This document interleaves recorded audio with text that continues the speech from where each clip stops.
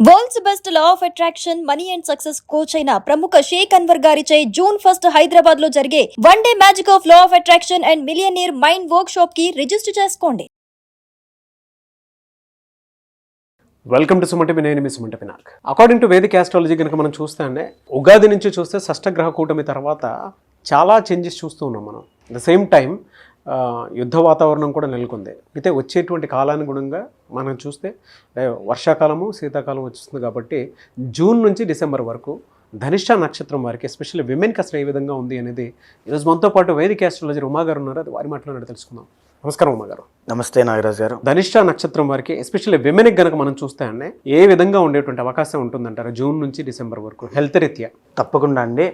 ధనిష్ట నక్షత్రము 1, 2 పాదములు మకర రాశిలో సంచారం జరుగుతూ ఉంటే 3, 4 పాదములు కుంభరాశిలో సంచారం జరుగుతూ ఉంటాయి. రెండు కూడా 2 విభిన్నమైన రాశుల్లో సంచారం జరుగుతూ ఉన్నాయి. సో రెండింటిని మనం విడివిడిగా చెప్పుకోవాలి. మేజర్గా ధనిష్ట 1, 2 పాదములు మకర రాశికి సంబంధించి ఏంటి అంటే ఏలినాటి శని వెళ్ళిపోయినప్పటికీ కూడా మేజర్ బిగ్ ప్లానెట్స్ అయిన గురు రాహు ఇద్దరు కూడా బలము అనేటువంటిది లేదు. అంటే రాబోయేటువంటి రోజుల్లో 2వ స్థానంలో రాహువు, తరువాత 6వ స్థానంలోకి గురుడు రాబోతున్నారు. దీని మూలాన ఏమిటి అంటే ఆర్థిక సమస్యలు అనేటువంటివి చాలా ఎక్కువ అవుతాయి. సో ఇప్పటి వరకు ఎలా ఉన్నప్పటికీ కూడా ఆర్థిక విషయాల్లో చాలా జాగ్రత్తగా ఉండాలి. ఎందుకు అంటే డబ్బు అనేటువంటిది ఇక్కడి నుంచి మీకు చాలా టైట్ అవ్వడము, దానివల్ల వచ్చేటువంటి మానసిక ఒత్తిడి అనేటువంటిది చాలా పెరిగిపోతుంది. అయితే ఆరోగ్య విషయంలో మనం మాట్లాడుకుంటే కనుక ఆరోగ్యం విషయంలో ఆస్ట్రాలజీ ప్రతి నక్షత్రానికి ప్రతి పాదానికి కూడా కొన్ని నిర్దిష్టమైన ఆరోగ్య సమస్యలను సూచన చేసి జాగ్రత్తగా ఉండాలి అని చెప్పింది. ధనిష్ట 1, 2 పాదములకి మేజర్గా ఏంటి అంటే బ్లడ్ విషయంలో చాలా జాగ్రత్తగా ఉండాలి. బ్లడ్ ఇన్ఫెక్షన్స్ కానీ బ్లడ్కి సంబంధించినటువంటి ఏదైనా తీవ్రమైనవి అవి చెప్తే మళ్ళీ ఇప్పుడు వద్దు. సో ఏదైనప్పటికీ కూడా బ్లడ్కి సంబంధించిన విషయాల్లో, స్కిన్కి సంబంధించిన విషయాల్లో, ఇంకా ఫీవర్స్ కానీ మలేరియాకి సంబంధించింది ఎస్పెషల్లీ ఆడవాళ్ళకి యూటెరస్ ప్రాబ్లమ్స్ విషయంలో చాలా జాగ్రత్తగా ఉండాలి అని చెప్పి ఆస్ట్రాలజీ సూచనలు ఇచ్చింది. అయితే ఇక 3, 4 పాదములు కుంభరాశికి సంబంధించి ఏంటి అంటే వీళ్ళకి మేజర్గా జాగ్రత్తగా ఉండాల్సిన అంశం ఏంటి అంటే డైజెస్టివ్ ప్రాబ్లమ్స్ అండి. ఖచ్చితంగా గ్యాస్ట్రిక్ ట్రబుల్, డైజెస్టివ్ ప్రాబ్లమ్స్ అంటే మనం ఆల్రెడీ చెప్పుకుంటూ ఉన్నాం నాగరాజ్ గారు. ఆరోగ్య సమస్యల్ని మనము ఆస్ట్రాలజీ పరంగా ఒక 5గా విభజించి చూసినట్లయితే అందులో మొట్టమొదటిది దోషజ రోగములు అని మనం చెప్పొచ్చు. దోషజ రోగములు అని అంటే వాత, పిత్త, కఫ అని అందరికీ తెలిసినటువంటివే. అంటే వాత దోషము అంటే నొప్పులు కానీ, పక్షవాతము, కీళ్లవాతము, ఎర్థరైటిస్ ఇవన్నీ కూడా, జాయింట్ పెయిన్స్ అన్నీ కూడా వాత దోషాల్లోకి వస్తుంది. పిత్త దోషం అంటే డైజెస్టివ్ ప్రాబ్లమ్స్ కానీ, గ్యాస్ట్రిక్ ట్రబుల్ కానీ, లేకపోతే స్మాల్ ఇంటెస్టైన్, లార్జ్ ఇంటెస్టైన్ కానీ, అల్సర్ సంబంధించిన వ్యాధులు కానీ అన్నీ పిత్త దోషంలోకి వెళ్తాయి. ఇక కఫ దోషము అని అంటే ఉబ్బసము, ఆయాసము, శ్లేష్మ రోగాదులు కానీ, లేకపోతే ఈ యొక్క దగ్గు, జ్వరము, తర్వాత జలుబు వీటికి సంబంధించినవి కానీ, రెస్పిరేటరీ ప్రాబ్లమ్స్ కానీ, ఊపిరితిత్తులకు సంబంధించినవి కానీ అన్నీ కూడా కఫ వ్యాధుల్లోకి వస్తాయి. ఇది దోషజ రోగములండి. ఇక రెండవది ఏంటి అని అంటే ధాతుజ రోగములని ఉంది. అంటే హార్మోనల్ ఇంబ్యాలెన్సెస్ కానీ లేదా టిష్యూస్ వల్ల వచ్చేటువంటి ఆరోగ్య సమస్యలు కానీ చెప్పబడ్డాయి. అంటే ఫర్ సపోజ్ ఇన్సులిన్ కానీ, థైరాయిడ్ కానీ, ఈస్ట్రోజన్ కానీ తీసుకున్నాం అనుకోండి, ఈ హార్మోన్స్ ఇంబ్యాలెన్స్ అవ్వడం వల్ల డయాబెటీస్, సంతానము, పర్సనల్ ఇన్ఫెర్టిలిటీ ప్రాబ్లమ్స్ అనేటువంటివి వస్తాయి. సో హార్మోనల్ ఇంబ్యాలెన్స్ అనేటువంటిది సంతానం విషయాన్ని పర్సనల్ లైఫ్లోనూ చాలా ఎఫెక్ట్ అవుతుంది. సో దాన్ని రెండవ విషయంగా మనం చెప్పుకోవచ్చు. మూడవది ఏంటి అంటే మానసిక రోగము. మానసికముడు మనిషి ఎంత ఆరోగ్యంగా ఉన్నా మనశ్శాంతి అనేటువంటిది లేనప్పుడు, ప్రశాంతత లేనప్పుడు ఆ మనిషి బ్రతకడం చాలా కష్టం అవుతుంది. అంటే మానసిక ప్రశాంతత ఉన్నప్పుడే శారీరకంగా ఉన్నటువంటి క్లేశములన్నీ కూడా తొలగిపోతాయి. ఆ మానసిక ప్రశాంతత కోసం లభించడం కోసమే ప్రతి మనిషి పరుగులు తీస్తూ ఉంటాడు. సో అది చంద్రబలం వల్ల, రాహు యొక్క దోషం వల్ల మనం గుర్తించి చెప్పచ్చు. మూడవది మానసికంది. 4వది ఆగంతుజ రోగములు అని చెప్పబడ్డాయి నాగరాజ్ గారు. మనిషి మెంటల్గా, ఫిజికల్గా ఫిట్గా ఉన్నప్పటికీ కూడా బయట నుంచి వచ్చేటువంటి వైరస్లు కానీ, బ్యాక్టీరియా కానీ, వేరే ప్లేస్కి వెళ్ళినప్పుడు అక్కడి నుంచి వచ్చేటువంటి ఆరోగ్య సమస్యలు కానీ ఏవైనా ఎఫెక్ట్ అవుతూ ఉంటాయి కొంతమందికి. అది నెగిటివ్ ఎనర్జీ వల్ల ఎనీథింగ్ ఏదైనా అవ్వచ్చు. ఆగంతుజ రోగములు. So bacteria related, example corona virus, ఇలాంటివన్నీ వైరల్ ఇన్ఫెక్షన్స్, వైరల్ ఫీవర్స్ అన్నీ కూడా. ఇక 5వది ఆఖరిది కర్మజ రోగములు అని ఉంటుందండి. కాన్జెనిటల్గా బై బర్త్ వాళ్ళకి వచ్చేటువంటి ఆరోగ్య సమస్యలు అంటే సిహెచ్డి హార్ట్ ట్రబుల్స్ కావచ్చు, కొంతమందికి మాటలు అనేటువంటి సరిగ్గా రావు. తర్వాత ఏంటి అంటే పుట్టడంతోనే అవయవ లోపంతోనూ పుట్టడంతోనే ఇబ్బందులతోనూ సో చాలామంది కర్మజ రోగములతో జన్మిస్తారు. అది పూర్వజన్మ కర్మది బాల అరిష్టములైనా ఏదైనా అవ్వచ్చు. సో చాలామంది క్లయింట్స్ మనకి వస్తుంటారు, మనం చూస్తుంటాం కర్మజ రోగములు. జూన్ నుంచి డిసెంబర్ వరకు వీరికి ఏ విధంగా ఉండేటువంటి అవకాశం ఉంటుందంటారు? ఎస్పెషల్లీ ఈ 5 ఏం ఉండేటువంటి అవకాశం ఉంది?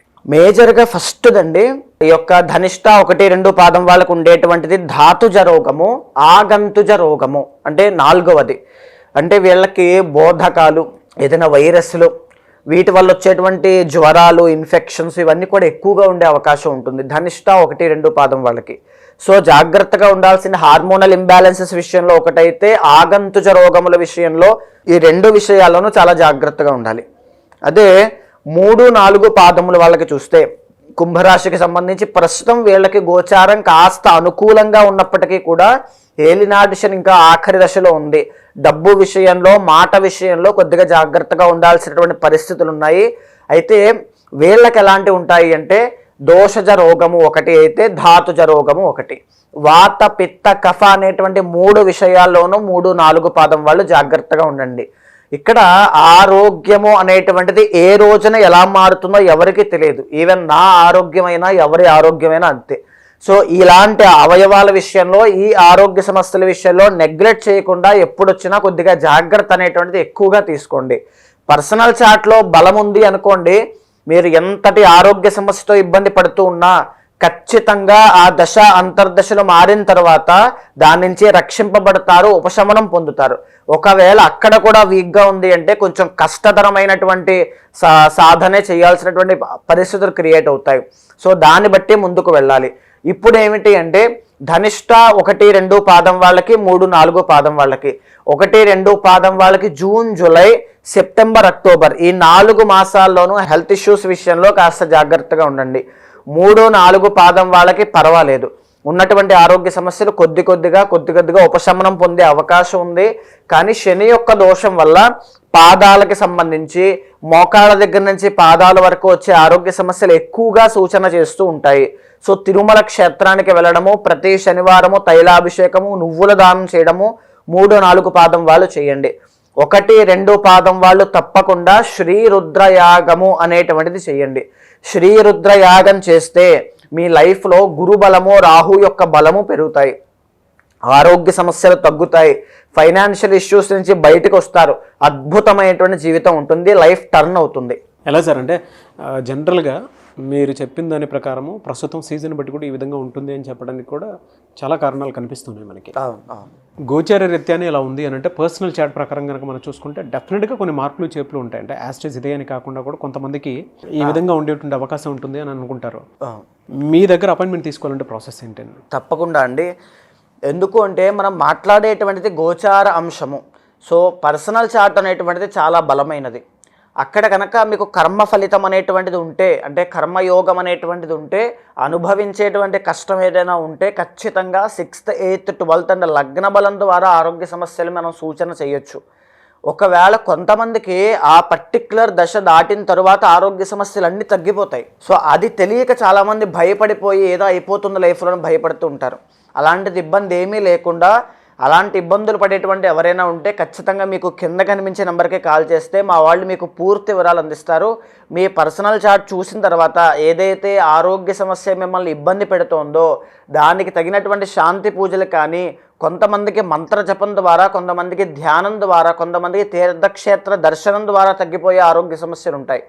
అది ఏ రకమైనటువంటి ఆరోగ్య సమస్య ఎలా తగ్గించుకోవాలనేటువంటిది ఒక మంత్రోపదేశం ఇచ్చి ఆరోగ్య సమస్యలు తగ్గేటట్టుగా, భగవద్ అనుగ్రహం కలిగేటట్టుగా చేస్తాను. థ్యాంక్ యూ అండి. Thank you so much Uma గారు. నమస్తే. చూసారు కదా వీడియో. ఈ వీడియోపై మీ అభిప్రాయం కామెంట్ బాక్స్లో పోస్ట్ చేయండి. మీరు కనుక ఉమా గారిని సంప్రదించాలి అనుకుంటే మాత్రం స్క్రీన్ మీద మీ కాంటాక్ట్ నెంబర్ కనిపిస్తుంది, దానికి మీరు కాల్ ఆర్ మెసేజ్ వాట్సాప్ చేసి అపాయింట్మెంట్ బుక్ చేసుకోండి. త్రూ వేదిక్ ఆస్ట్రాలజీ ఎవరికైనా సరే అంటే గోచార రీత్యా చూసుకుంటే ఈ విధంగా ఉంటుంది అని చెప్పేసి మనకు తెలుస్తుంది. బట్ పర్సనల్ చాట్ ప్రకారం మాత్రం తెలుస్తుంది ఎక్కడెక్కడ మేజర్ డిఫెక్ట్స్ ఉన్నాయి, ఏ విధంగా మనం ముందుకు వెళ్ళొచ్చు అని. ఒక మంచిని మనం ముందే కోరుకోవటంలో తప్పులేదు. లేదు అని అంటే కొన్నిసార్లు మనకి ఏం జరుగుతుందో అనేటువంటి విషయం మనకు ఆ యాంగ్జైటీ నుంచి బయటపడాలి అన్నా, లేదా వేదిక యాస్ట్రాలజీ ప్రకారం లేదు మన డేట్ ఆఫ్ బర్త్ ప్రకారం కనుక మనం చూసుకుంటే కొన్నిసార్లు తెలియకుండానే ఏ విధంగా లైఫ్ వెళ్తుంది, మనకి ఏదైతే బాగుంటుంది అనుకున్నటువంటి ఆలోచన మీకు గనక ఉంటే, అంటే ఇలా ఉంటే బాగుంటుంది, ఒక మంచి చేసుకుందాం అనుకున్నటువంటి ఆలోచన ఉంటే మాత్రం డెఫినెట్గా స్క్రీన్ మీద ఉమా గారి కాంటాక్ట్ నెంబర్ కనిపిస్తుంది, కాలర్ మెసేజ్ వాట్సాప్ చేసి అపాయింట్మెంట్ బుక్ చేసుకోండి. ఈ వీడియో లైక్ చేయండి, షేర్ మాత్రం తప్పకుండా చేయండి. ఇలాంటి మరిన్ని వీడియోస్ కోసం మా ఛానల్ ఫాలో అవ్వండి. Thank you.